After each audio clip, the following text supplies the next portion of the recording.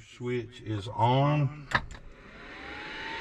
Throttle open 1/4 of an inch. Prime as required. Clear prop. 1, 2. A little bit in.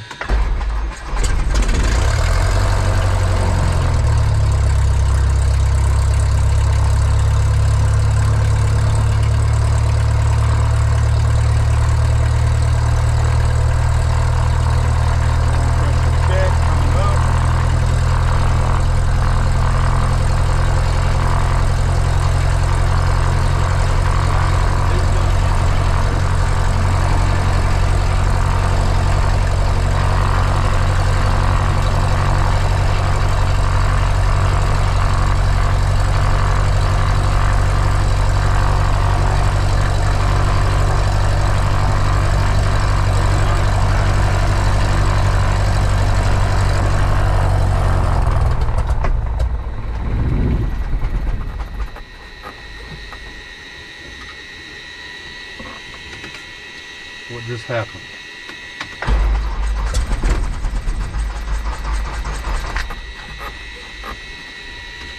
She just went completely dead.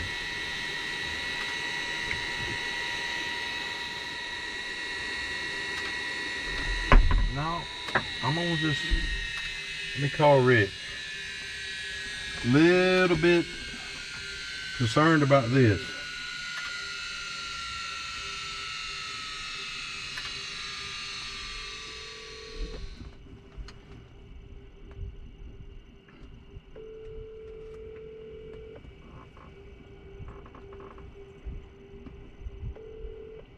Hello. Hey, Rick. Hey. Hey, Greg Overstreet. How's it going? Everything's smooth. What's happening with you? So I'm getting ready to do my flight and fired her off, going through my checks, checking oil pressure, everything's good, cranked right up. Well, then she just sputters and goes dead. Uh-oh. And can't get it to crank. I don't want to drain the battery down. Have you ever had that happen before? No, never have ever.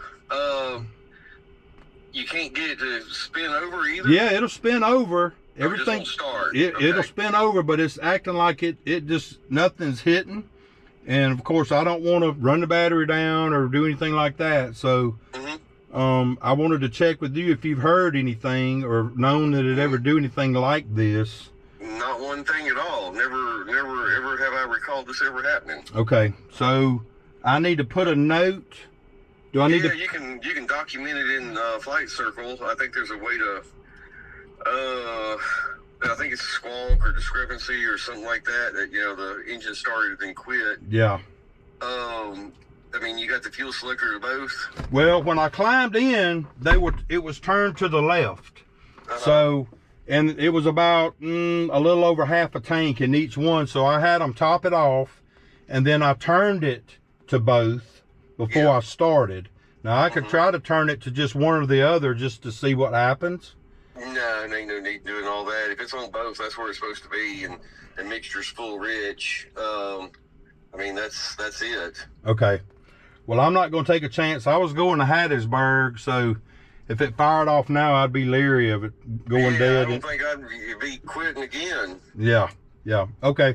I'm going to log it in the book, and then I'll try to go inside and figure out how to do it on Flight Circle and just let somebody know, hey, I would do some looking at this before we took off again. Yeah, I'll go ahead and ground the plane. I'm gonna be down there tomorrow evening anyway because I got to update the software and the GPS. Okay. So I'll look at it then. Okay. Roger that. Okay, I appreciate you calling. All right, no problem. All right, bye-bye. Bye. All right, so just for the giggles, I'm going to turn it over on left just to see what happens. And clear prop. Mixture's full rich. Avionics are off. Everything is in. And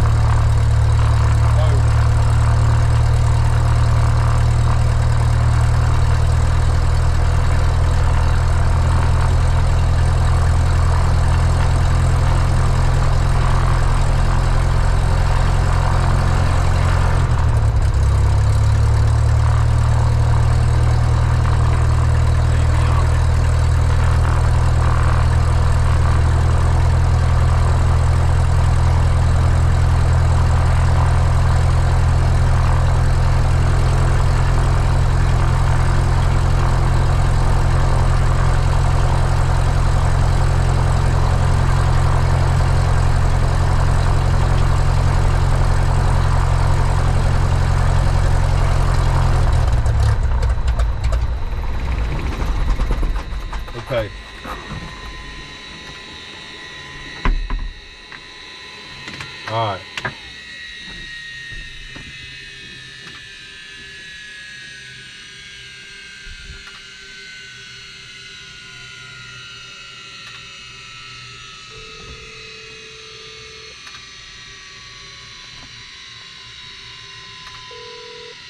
Hello. Hey, Hey. just for giggles, I put the fuel selector to the left and fired right up. So I put it back to both and just let it sit here and idle, and that's what it's acting like it's doing, is running out of gas. It went dead again. Okay. You know, that selector switch has an off, which is opposite of both. All right, let me look at it. So the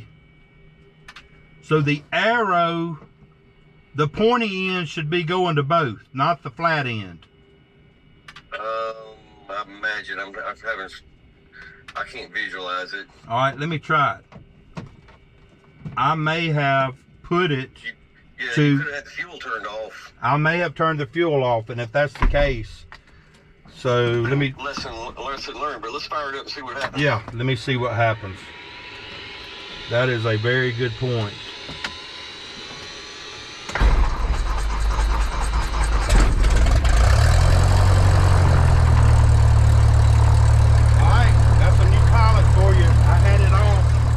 Global International Tower 62901, holding short, runway 14, Alpha 1, ready for departure.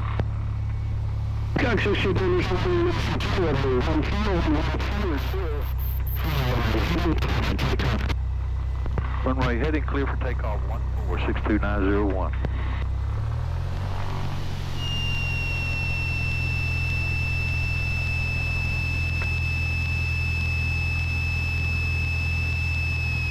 Final is clear.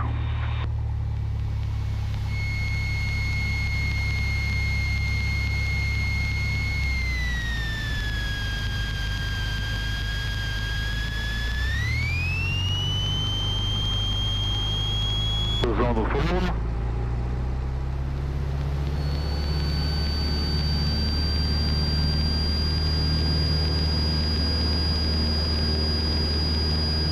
It is in the green. Airspeed is alive. 60. Rotate.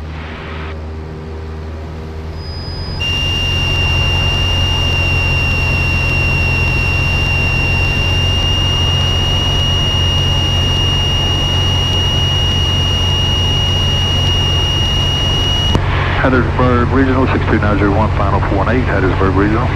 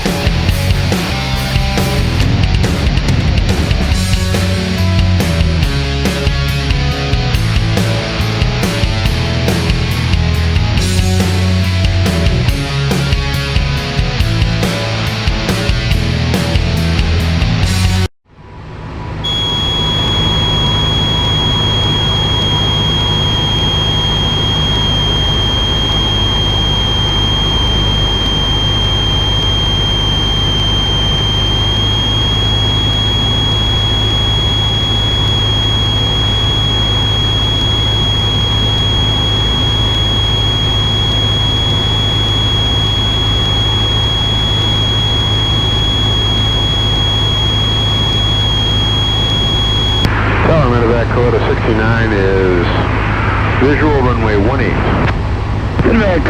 Coletta 69 International Tower, make straight approach runway 18, wind 200 at 4, altimeter 298, runway 18 clear to land. Traffic on about a 1 mile final, 14 is a Cessna full stop. Alright, clear to land 18, make straight in and clear to land 18 for the 69.